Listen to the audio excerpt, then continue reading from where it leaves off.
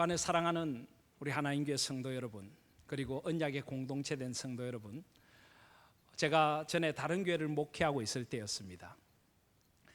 제가 주례를 했고 나름대로 신앙생활을 아름답게 잘하고 있는 부부가 아이를 둘 기르면서 어느 날 저희 집에를 찾아왔습니다. 밥을 먹고 차를 마시며 이런저런 이야기를 나누는 가운데 그 남자 집사님이 저에게 갑자기 이런 질문을 했습니다. 목사님, 예수님을 믿고 산다는 것이 도대체 어떻게 사는 것입니까? 우리가 예수님을 믿는 사람과 예수님을 믿지 않는 사람은 삶에서 어떤 차이가 있어야 하는 것입니까? 예수님을 믿는다는 것이 주일날 아이들 데리고 나와서 예배 드리고, 식사할 때 감사 기도 드리고, 시간이 나면 잠깐 말씀 묵상하고, 그리고 어려움이 있을 때 기도하면서 하나님께 도움을 구하고, 그렇게 살면은 그것이 예수님을 믿고 사는 것입니까? 우리의 삶의 자리에서 근원적으로 예수님을 믿는 사람과 믿지 않는 사람의 삶에 어떤 차이가 있어야 합니까? 이렇게 질문을 했습니다. 저는 어떤 의미에서 그 질문에 대한 대답이 바로 오늘 우리가 함께 읽으신 이 마태복음 5장부터 시작되는 산상수훈의 말씀이라고 생각을 합니다. 오늘 마태복음 5장 1절에 보시면 예수께서 무리를 보시고 산에 올라가 앉으시니 제자들이 나온지라 입을 열어 가르쳐 이르시되, 이 마태복음 5장부터 7장까지의 말씀을 우리는 산상수훈이라고 부릅니다. 산에서 가르쳐 주신, 이 수라는 건 베풀 숫자죠. 산에서 가르쳐 베풀어 주신 가르침, 교훈이다. 그래서 산상수훈이다. 또는 산에서 가르쳐 주신 보배로운 가르침이다. 그래서 산상보훈이다. 또 예수님께서 처음 하신 설교를 담고 있다고 해서 산상설교다라고도 부릅니다. 이 산상수훈이야말로 우리 그리스도인들이 이 땅에서 어떻게 살아가야 하는가, 그리스도인 됨의 의미가 무엇인가를 우리에게 가장 잘 보여주는 말씀이라고 할 수가 있습니다. 그리고 우리 그리스도인들이 그리스도가 없는 사람들과 어떻게 다르게 사는가를 보여주는 말씀이라고도 할 수가 있습니다. 그리고 이 산상수훈은 모든 예수님의 가르침의 가장 밑바탕이 되는 말씀이고, 신약 성경을 열어가는 가장 중요한 가르침이라고 할 수가 있습니다. 이 마태복음의 구조를 보면은요, 마태복음 1장 2장에는 구약의 언약의 성취로 오신 예수 그리스도, 그분이 우리의 그리스도로 오셨다는 것을 우리에게 가르쳐 줍니다. 그리고 3장에 들어가면은 예수님이 이제 공생애를 시작하시며 세례를 받으시고, 그리고 4장에 가면은 40일 동안 광야에서 금식하신 후에 마귀에게 시험을 받으시고 그 시험을 말씀으로 이기십니다. 그러신 후에 이제 비로소 예수님께서 천국, 곧 하나님의 나라를 전파하십니다. 4장 17절에 보면 이때부터 예수께서 비로소 전파하여 이르시되 회개하라, 천국이 가까이 왔느니라. 그렇게 하시면서 하나님의 나라를 전파하시기 시작하십니다. 4장 23절에 보면 예수께서 온 갈릴리에 두루다니사 그들의 회당에서 가르치시며 천국 복음을 전파하시며 백성 중의 모든 병과 모든 약한 것을 고치십니다. 예수님은 이 세 가지 사역을 집중적으로 하셨습니다. 가르치시고 전파하시고 고치셨습니다. 그런데 이 예수님의 가르치심, 특별히 하나님 나라에 대한 가르치심을 신약 성경에 제일 먼저 기록하고 있는 것이 바로 이 마태복음 5장부터 7장까지입니다. 그래서 이 가르치심은 모든 가르치심의 근간이 되는 말씀입니다. 말을 바꾸면 우리가 이 산상수훈의 말씀을 살아가면 바로 예수님의 말씀을 살아가는 것이 되고, 하나님 나라 백성답게 살아가는 구별된 삶을 살아가게 된다는 것입니다. 저희들은 삼위일체 주일을 지나고 이제 삼위 하나님 안에서 삼위 하나님의 구원받은 백성들이 어떻게 살아가야 되는가를 다음 대림절까지 묵상하며 삶으로 옮겨놓기를 원합니다. 삼위 하나님 안에 살아가는 사람은 어떻게 살아가는가? 바로 이 산상수훈의 말씀대로 살아가면 되는 것입니다. 또 올해 우리 교회의 주제가 회복입니다. 주께서 우리를 다시 살리사 주를 기뻐하게 하지 아니하시겠나이까. 하나님께서는 우리를 온전히 회복시키시기를 원하십니다. 그런데 이 회복이라고 하는 것은 언제나 두 가지를 함께 내포하고 있습니다. 무엇으로부터의 회복인가, 또 무엇을 위한 회복인가. 하나님께서는 우리를 고난과 아픔과 배신으로부터, 우리의 상처로부터 이제 하나하나 우리를 회복시켜 주셨습니다. 삼위 하나님과 우리의 관계가 온전히 회복되고, 우리 교회가 건강한 교회로 회복되고, 하나님께서 원하시는 공동체로 우리를 하나하나 회복시켜 주셨습니다. 그렇다면 회복된 공동체는 어떤 모습이 되어야 합니까? 무엇을 위하여 우리가 회복되어져 가야 합니까? 바로 이 우리 회복되어진 모습이 산상수훈의 공동체의 모습이 되어져야 하는 것입니다. 예수 그리스도 안에서 구원을 받고 온전히 회복된 모습이 어떤 모습인가, 그 모습을 우리에게 산상수훈은 가르쳐주고 계십니다. 그래서 저는 앞으로 당분간 이 산상수훈의 말씀을 깊이 묵상하면서 우리 하나님교회 공동체가 정말 하나님께서 원하시는 그런 삶을 살아가는 그런 공동체로 빚어져 가기를 소원합니다. 삼위 하나님 안에서 삼위 하나님의 소원을 가슴에 담고 살아가는 그런 공동체가 되기를 소원합니다. 온전히 하나님의 회복을 우리 삶에서 누리고 드러내는 그런 공동체가 되기를 소원해 보는 것입니다. 그래서 오늘 산상수훈을 열어가는 말씀을 함께 나누려고 합니다. 산상수훈은 이렇게 시작합니다. 5장 3절에 보면 심령이 가난한 자는 복이 있나니 천국이 그들의 것이며, 특별히 산상수훈 앞부분 5장 3절부터 12절까지를 우리는 흔히 팔복이라고 부릅니다. 8가지 복. 그런데 이 복이 어떤 복일까요? 여러분, 산상수훈은 결코 우리가 하나님의 자녀가 되는 조건이나 자격을 이야기하고 있지 않습니다. 이렇게 살아야 하나님의 자녀가 된다. 그것은 잘못된 것입니다. 우리가 하나님의 자녀가 되는 것은 오직 예수 그리스도의 구원의 은총으로만 하나님의 자녀가 되는 것입니다. 이것은 천국에 들어가는 조건이 아니라 천국 백성의 복된 상태를 이야기하고 있습니다. 오늘 이 말씀은 원래 원어로 보면 복이 있다 하는 말씀이 먼저 나옵니다. 참으로 복되도다 심령이 가난한 자요. 하나님 보시기에 진짜 복된 상태가 어떤 상태인가를 우리에게 보여주는 것입니다.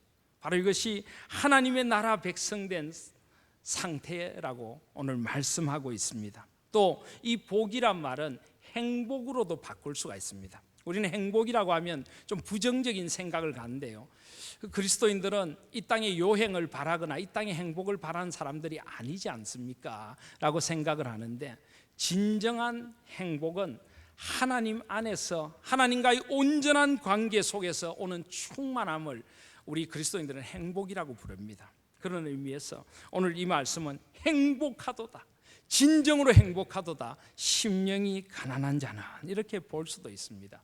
사랑하신 여러분, 저는 우리 하나님 교회가 복된 교회가 되기를 소원합니다. 우리 성도들이 진정으로 하나님 안에서 행복한 그런 성도들, 그런 공동체가 되기를 소원합니다. 그렇다면 그 복됨, 그 행복의 상태는 바로 심령이 가난함으로부터 시작이 된다는 것입니다.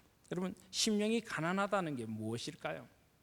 여기 가난하다는 말, 이 가난도 우리는 여러 가지가 있습니다. 가난에도 상대적인 가난이 있습니다. 저 사람보다 내가 조금 가난하다, 조금 덜 가졌다, 우리나라가 다른 나라보다 조금 가난하다, 이런 것을 상대적인 가난이라고 합니다. 그런데 여기 가난이라고 하는 원래 원어는 상대적인 가난이 아니라 절대적인 가난을 말합니다. 푸트코스라고 하는 말인데요, 이 말은 완전히 파산된 상태를 말합니다. 아무것도 가진 게 없는 상태를 말합니다. 이것을 다른 말로 하면 거지 같은 상태라고 볼 수도 있습니다. 거지는 자기가 가진 것이 아무것도 없습니다. 그날 한 끼 한 끼를 누군가에게 구걸해야만 살아갈 수가 있는 사람이 거지입니다. 그날 밤에 어디서 자야 될지도 모릅니다. 누군가의 도움을 전적으로 필요로 하는 존재가 바로 거지인 것입니다. 자기가 가진 것은 아무것도 없고 내어놓을 것은 아무것도 없습니다. 그래서 자기 속에 무엇을 자랑할 것이 아무것도 없는 그런 상태, 바로 이런 상태를 이 가난한 상태라고 말합니다. 특별히 이 가난은 물질적인 가난이라기보다 우선적으로 심령의 가난이라고 말합니다. 여러분, 이 심령이라고 하는 말은 원래 원어로 푸뉴마, 영혼이라는 말입니다. 그런데 이 영혼이란 말을 우리말 성경에는 심령이라고 했습니다. 저는 이 번역도 참 좋다고 생각합니다. 심령이란 말 그대로 영혼과 마음이죠. 가난함이란 영적인 가난함에서부터 시작이 되어져야 합니다.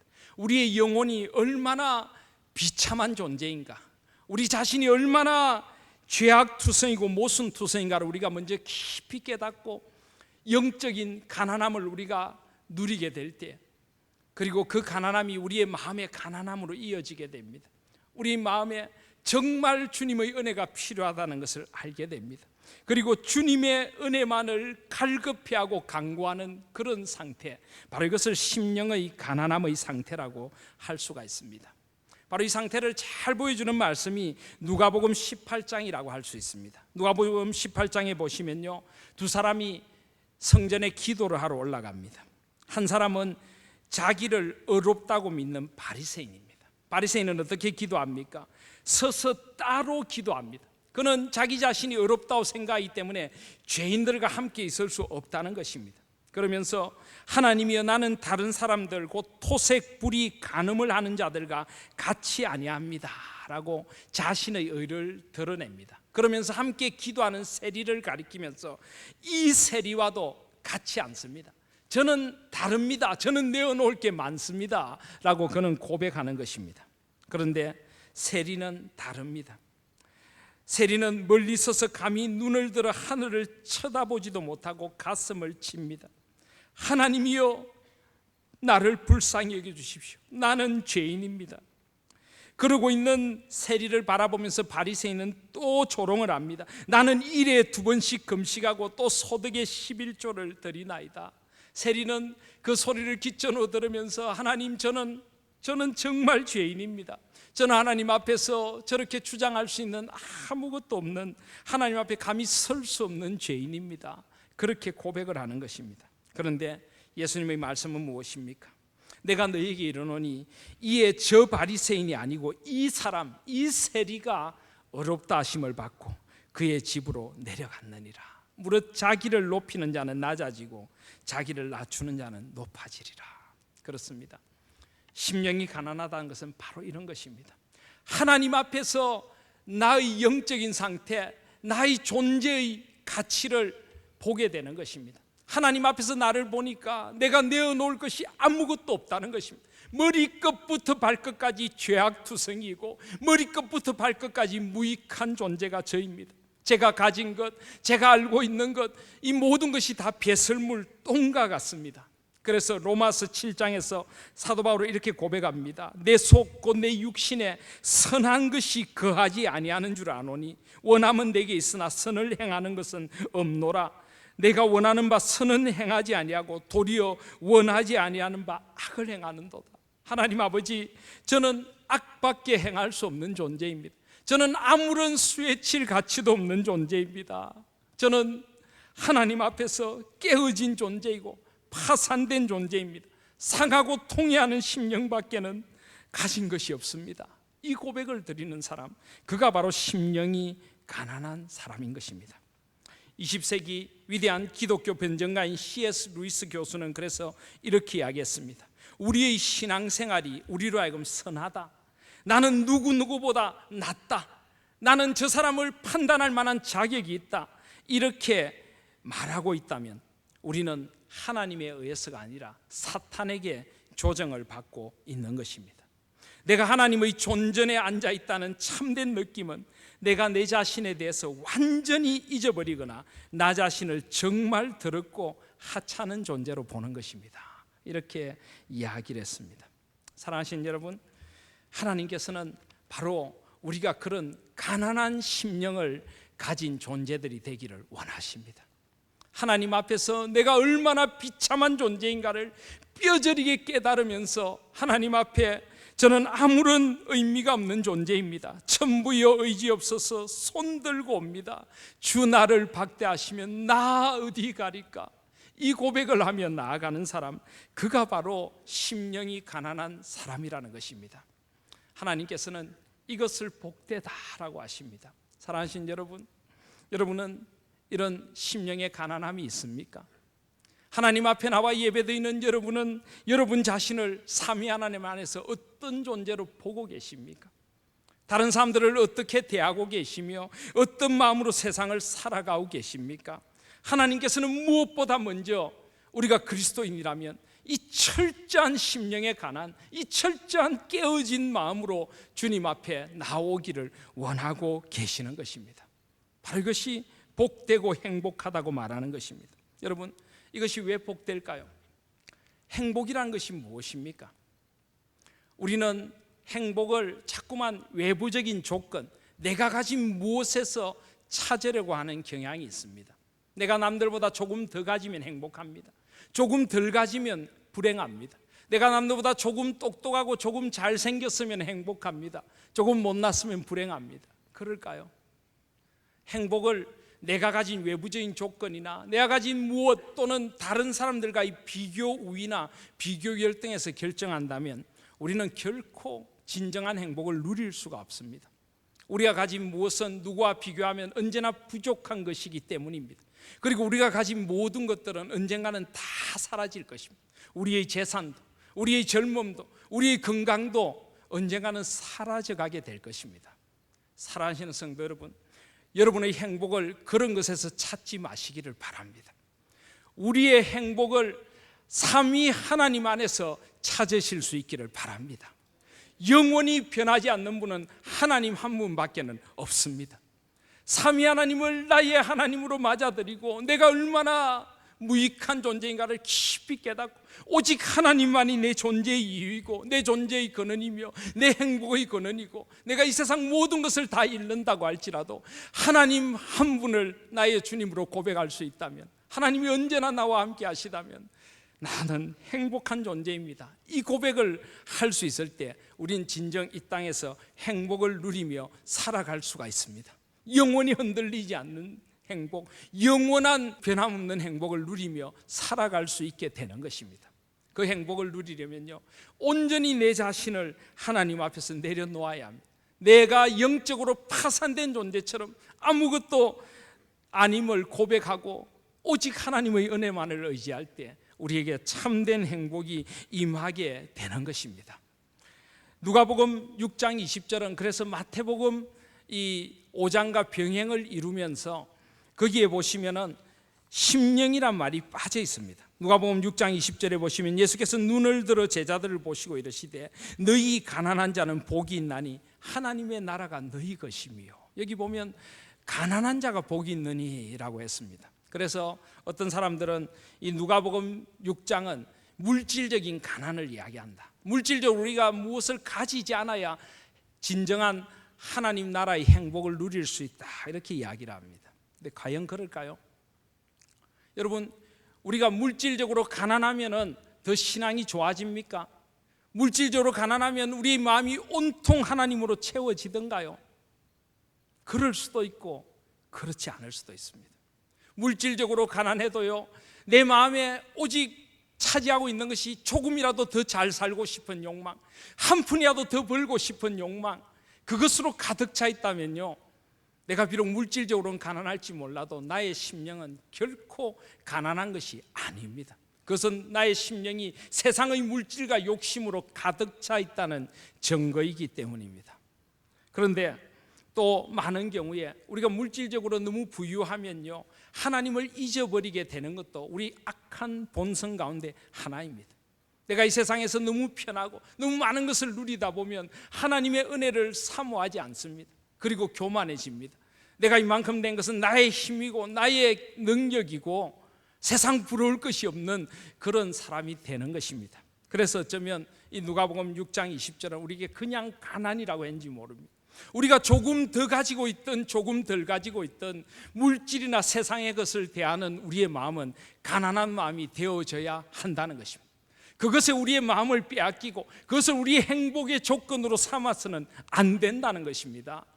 모든 것이 하나님께서 주신 것이고 내 것은 아무것도 없다는 고백이 우리에게는 있어져야 하는 것입니다.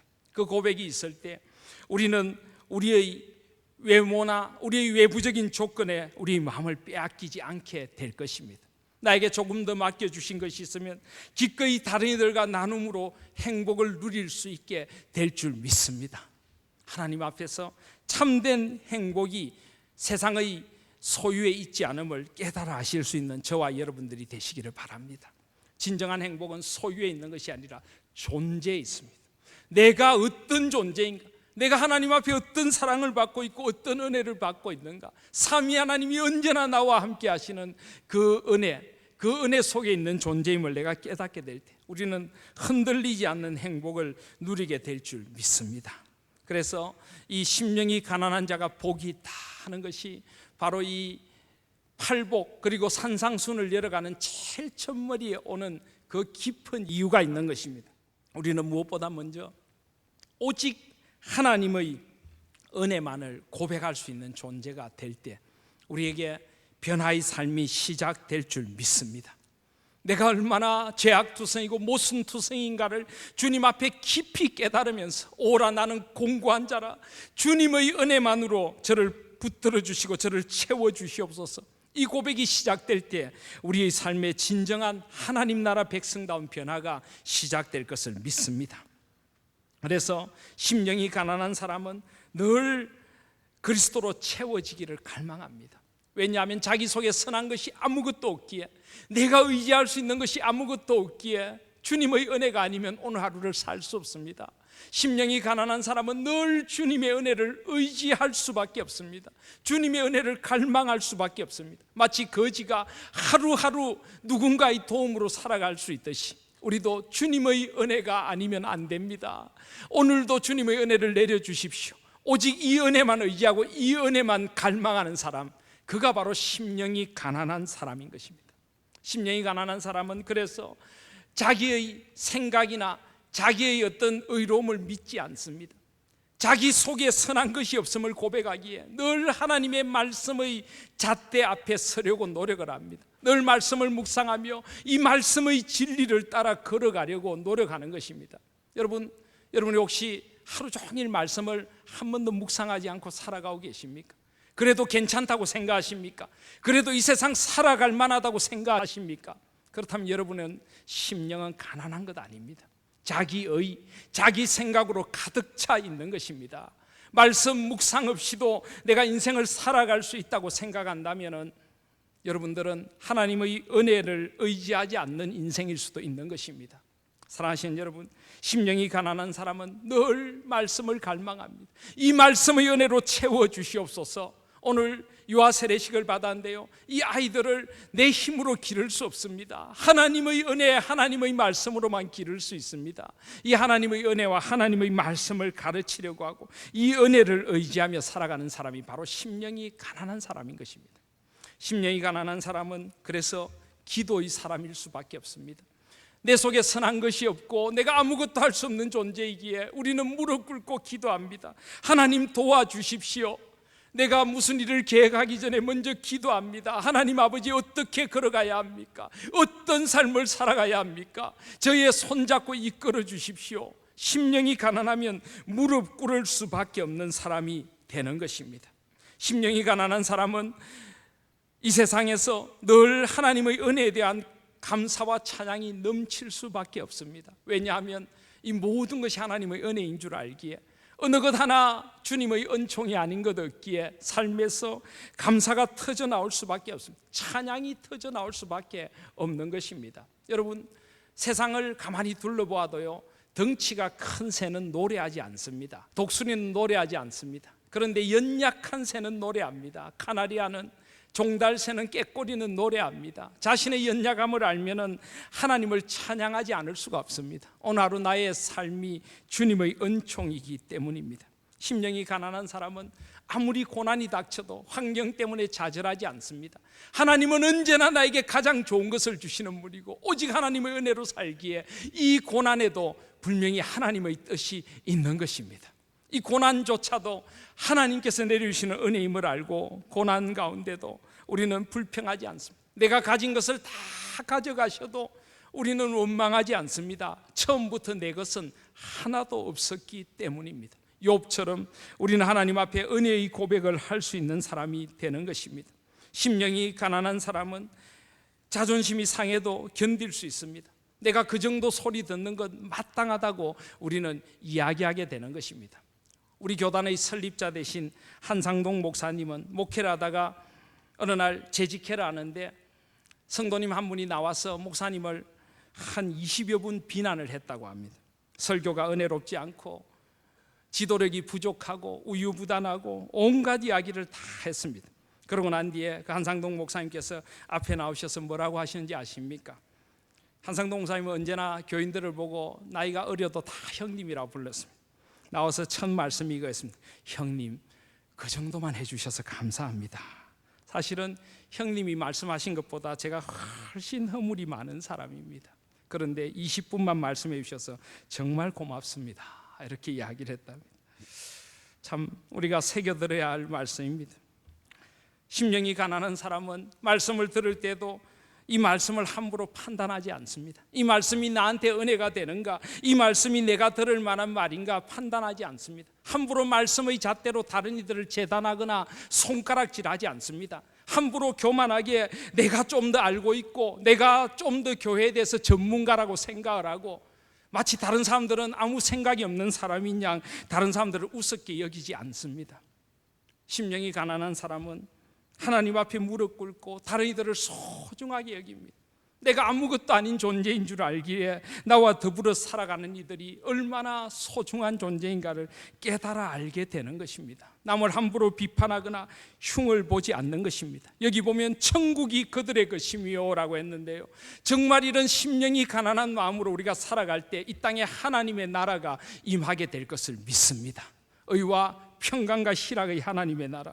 저는 우리 하나님교회 공동체가 심령이 가난한 사람들로 가득한 하나님 나라의 공동체, 행복한 공동체가 되기를 소원해 봅니다. 심령이 가난한 사람은 자기가 가진 모든 것이 배설물인 줄 알기에 자랑하지 않습니다. 오직 자랑할 것은 주님밖에 없습니다. 그는 사람들을 만나면 주님 자랑을 합니다. 주님의 사랑을 노래합니다. 주님의 사랑 하나 그 은총을 노래하며 한 생을 살다가 주님 앞에 가서 저같이 자격 없는 자를 주님의 존전에 서게 하시니 감사합니다. 이 고백으로 한 생을 살고 삶의 자리를 마감하게 되는 것입니다. 사랑하신 여러분, 가난한 심령으로 살아가십시다. 하나님 앞에서 모든 것이 하나님의 은혜입니다 고백하면서 매일매일 하나님의 그 은총의 얼굴을 바라보며 그 얼굴 하나 의지하고 인생을 살아가십시다. 그 삶에 진정한 행복이 깃들 줄 믿습니다. 그런 사람을 하나님께서 정말 복되다 하실 줄 믿습니다. 참 복된 사람이야. 하나님의 은총을 알고 살아가는 사람, 하나님의 복되다는 칭찬을 들으실 수 있는 저와 여러분들 다 되시기를 주님의 이름으로 소원합니다. 아멘.